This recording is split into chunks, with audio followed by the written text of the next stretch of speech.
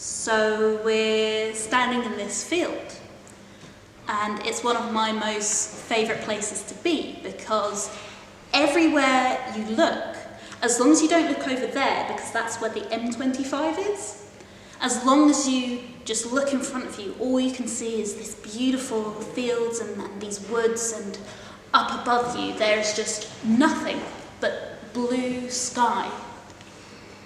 And we were standing and he had his head on my head and he had his arms around me, and I just felt so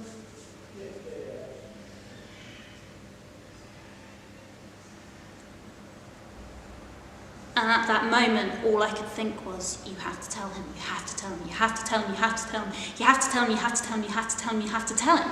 To the point that I really couldn't even hear what he was saying to me. And I really felt that I had to say something.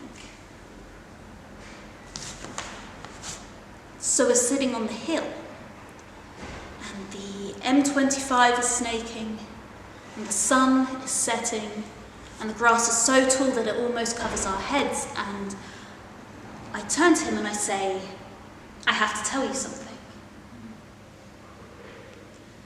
And that's when my brain went blank.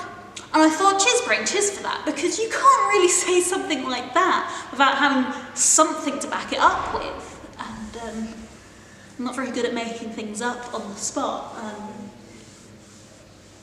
I really did have to tell him.